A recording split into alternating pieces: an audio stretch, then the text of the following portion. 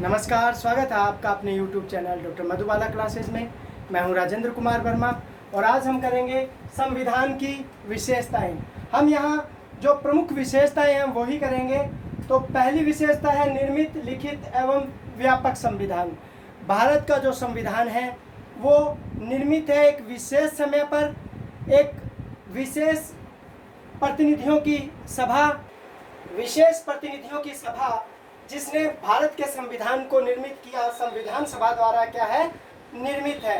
लिखित इसलिए है क्योंकि हमारे संविधान के अंदर जब ये लागू हुआ तब इसमें 22 भाग, 395 अनुच्छेद और 8 अनुसूचियां थी, जिनमें हमारे जो प्रशासन और जो पदाधिकारी है उनकी शक्तियों के बारे में, हमारी जो संस्थाएं हैं उनके बारे में उल्लेख से बताया गया है।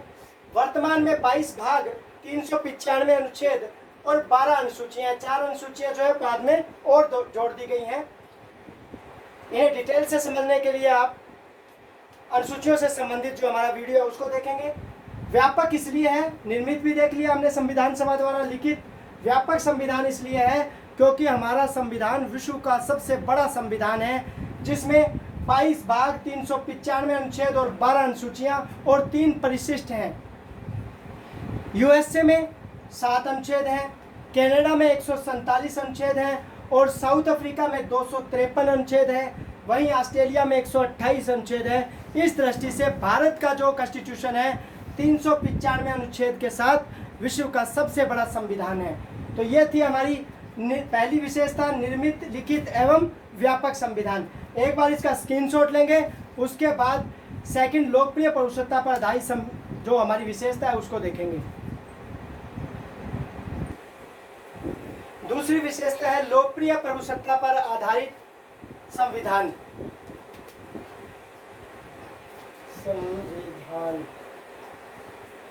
अर्थात भारत का जो संविधान है वो लोकप्रिय संप्रभुता पर आधारित है।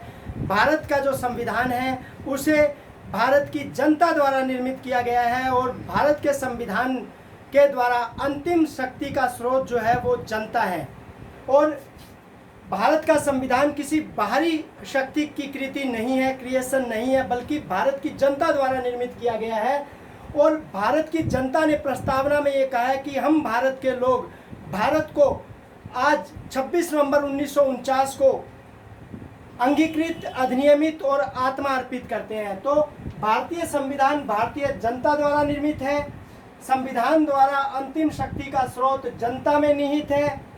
भारत की जनता ने इस संविधान को 26 नवंबर 1949 को अंगीकृत, अधिनियमित और आत्मा अर्पित किया है। भारत का जो संविधान है वो लोकप्रिय प्रभुसत्ता अर्थात जनता पर डिपेंड करता है, जनता की इच्छा पर द्वारा निर्मित है, जनता के प्रतिनिधियों द्वारा निर्मित है, संविधान सभा द्वारा निर्मित है। तो इस प्रकार भारत का जो संविधान है वो लोकप्रिय प्रभुसत्ता पर आधारित है। एक बार इसका स्क्रीनशॉट लेंगे, उसके बाद तीसरी जो विशेषता है उसको देखेंगे। लोकप्रिय, संपूर्ण प्रभुत्व संपन्न, लोकतांत्रिक गणराज्य। 3 शब्द है इसमें, एक तो संपूर्ण प्रभुत्व संपन्न, एक लोकतांत्रिक और एक गणराज्य है। जो संपूर्ण प्रभुत्व संपन्न है उसको देखेंगे।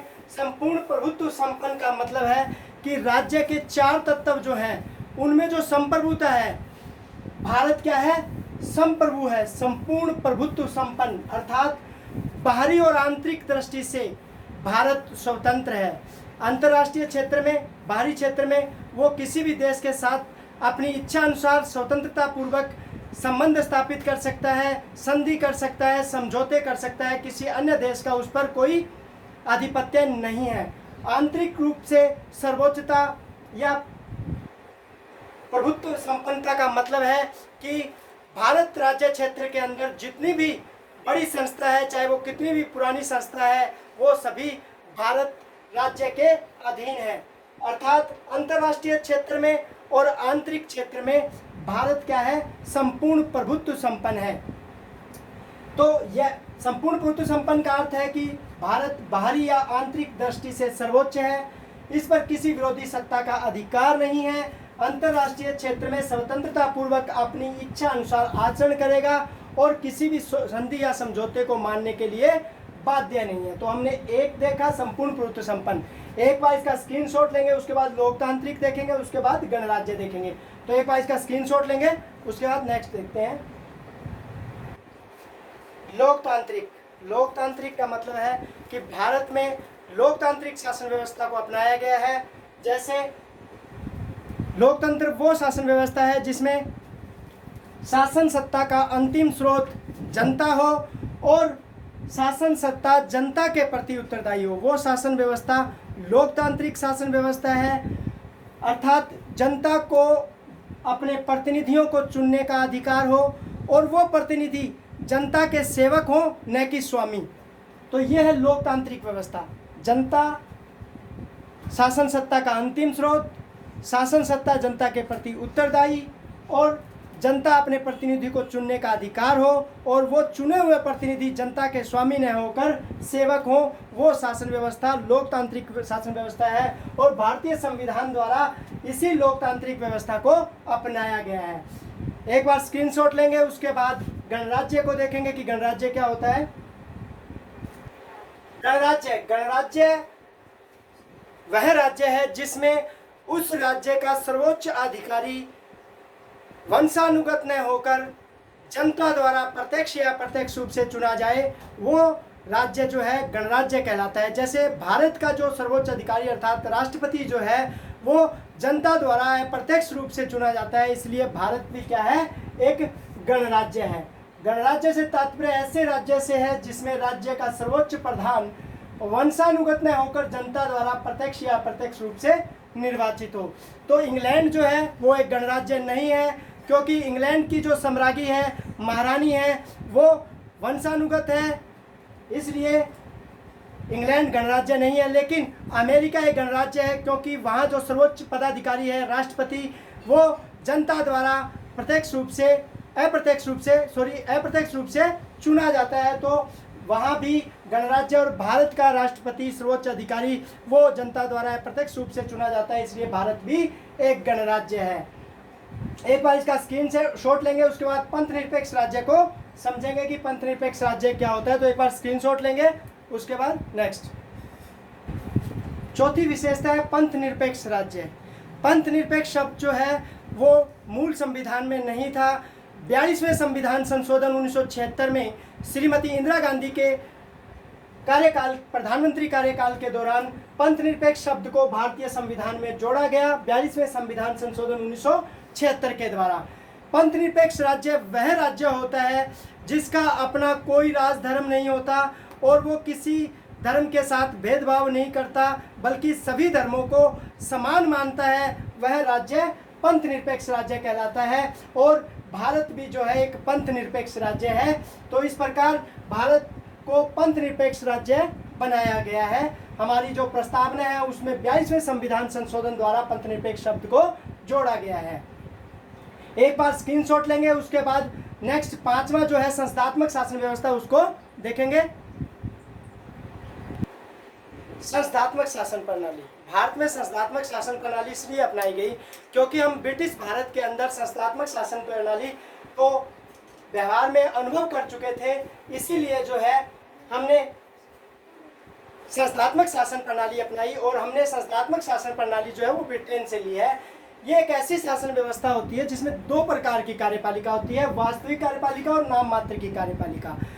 जैसे हमारा जो संविधान है उसमें नाम मात्र की कार्यपालिका राष्ट्रपति है, क्योंकि कार्यपालिका शक्ति राष्ट्रपति के नाम से है, लेकिन वो उसका यूज नहीं करता, बल्कि वास्तविक कार्यपालिका अर्थात प्रधानमंत्री और मंत्रिपरिषद जो है वो उसका यूज करती है। तो दो प्रकार की कार्यपालिका होती है संस्थात्मक शासन व्यवस्था में।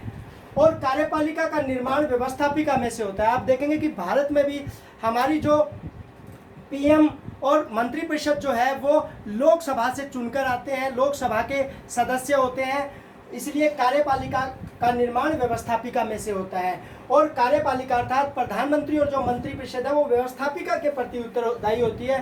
भारत में भी देखेंगे कि हमारी जो प्रधानमंत्री और मंत्रिपरिषद है वो लोकसभा के प्रति उत्तरदायी होता है। तो और कार्यपालिका का अनिश्चित कार्यकाल होता है। प्रधानमंत्री जो है वो समय से पूर्व उसे हटाया जा सकता है। तो इस प्रकार भारत में संस्थात्मक शासन व्यवस्था को अपनाया गया है।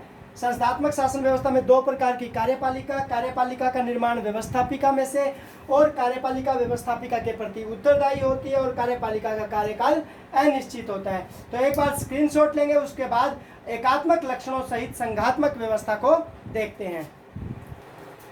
एकात्मक लक्षणों सहित संघात्मक व्यवस्था। भारत में वैसे तो संघात्मक व्यवस्था को अपनाया गया है, लेकिन जब संकट काल की स्थिति आती है तो एकात्मक शासन व्यवस्था दिखाई देती है। तो हम दोनों ही लक्षणों को देखेंगे कि एकात्मक लक्षणों सहित संघात्मक व्यवस्था की स्थापना की गई है। तो एकात्मक शासन व्यवस्था वह शासन व्यवस्था होती है जिसमें सारी शक्तियां, रुक जा याद कर ले, एकात्मक लक्षण अर्थात वह शासन व्यवस्था जिसमें सारी की सारी शक्ति जो है केंद्र के पास होती है और प्रांत अपनी शक्ति केंद्र से लेते हैं और केंद्र के इच्छा अनुसार ही प्रांत की जो सरकारें हैं वो बनी रहती हैं। तो ये था एकात्मक लक्षण।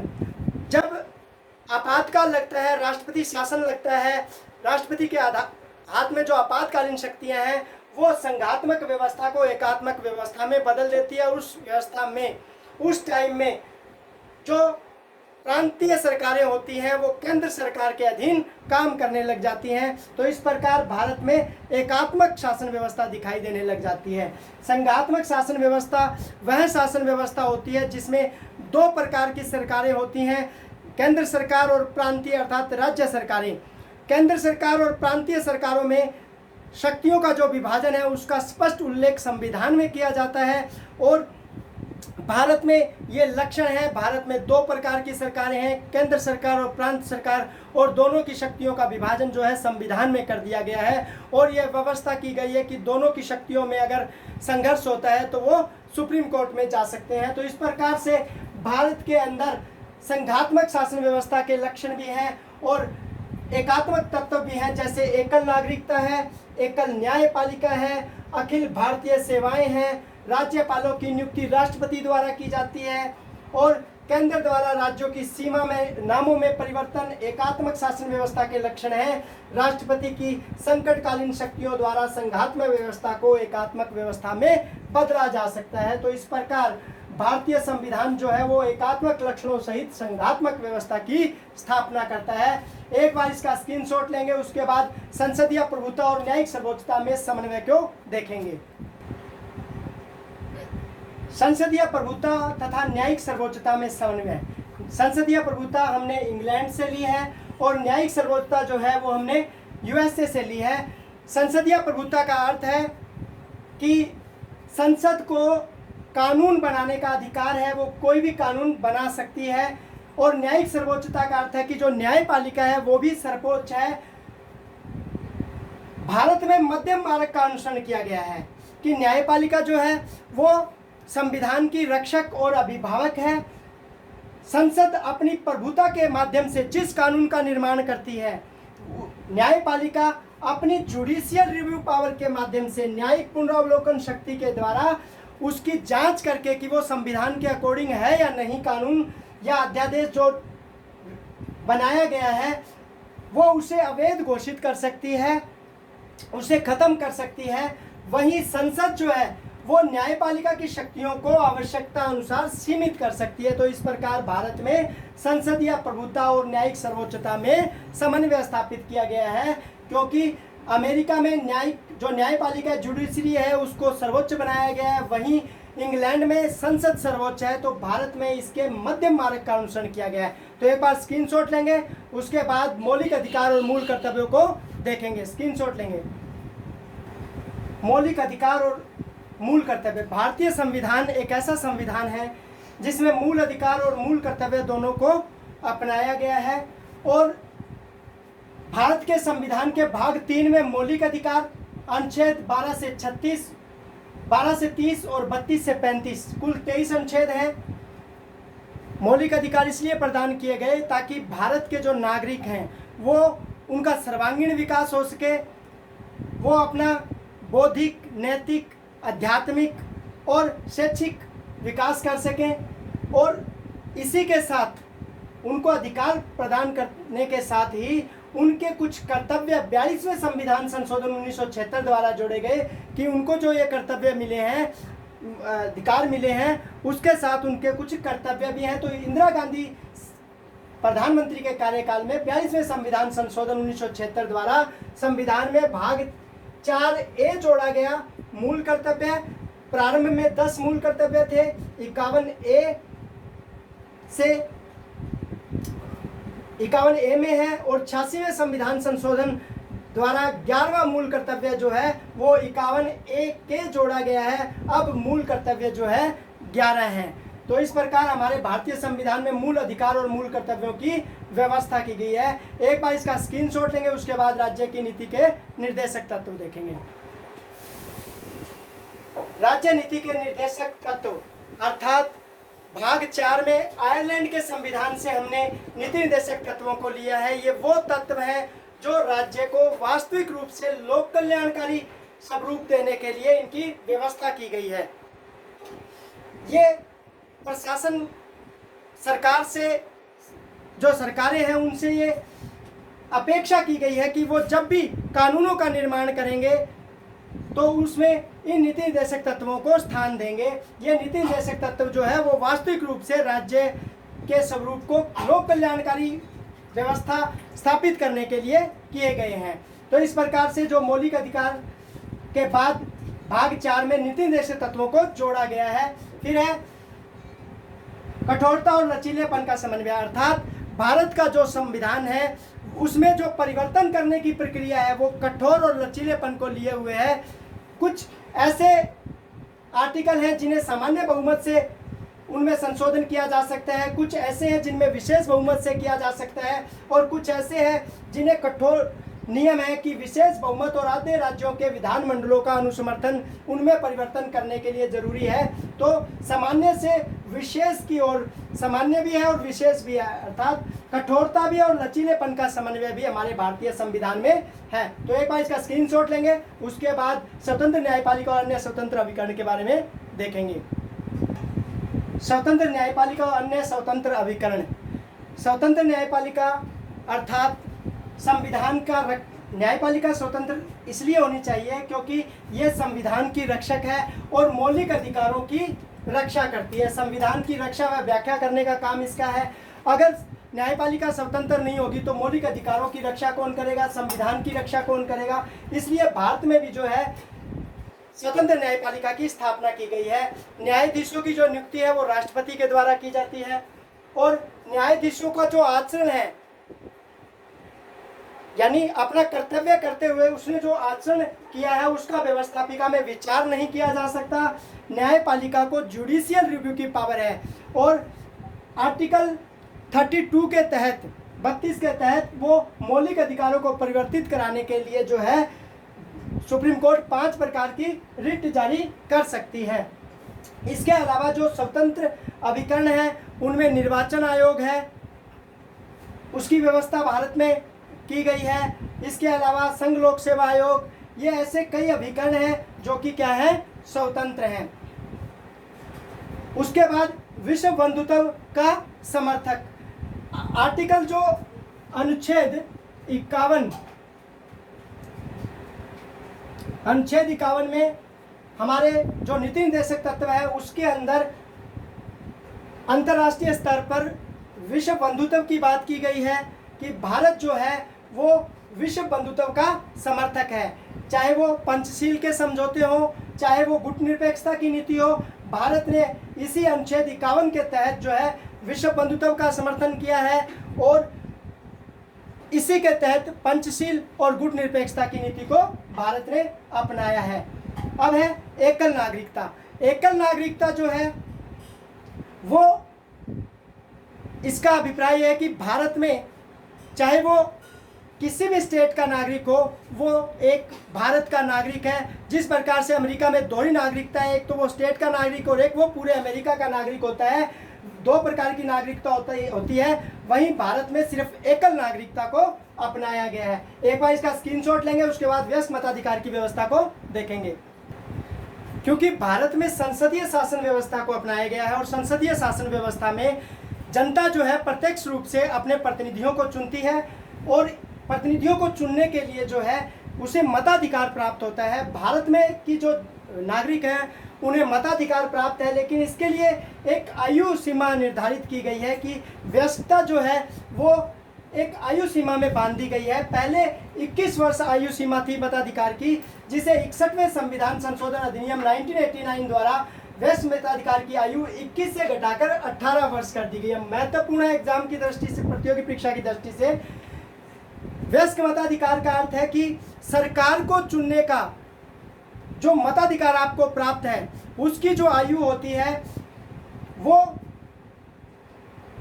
निश्चित होती है, उसे ही वयस्कता कहा जाता है। तो भारत में 18 वर्ष जो है वयस्क आयु है और 18 वर्ष के बाद जो है व्यक्ति मताधिकार का अधिकार प्राप्त कर लेता है। तो वयस्क मताधिकार की व्यवस्था भारत में की गई है। पहले 21 वर्ष थी, जिसे 61वें संविधान संशोधन अधिनियम 1989 द्वारा घटाकर 18 वर्ष कर दिया गया है।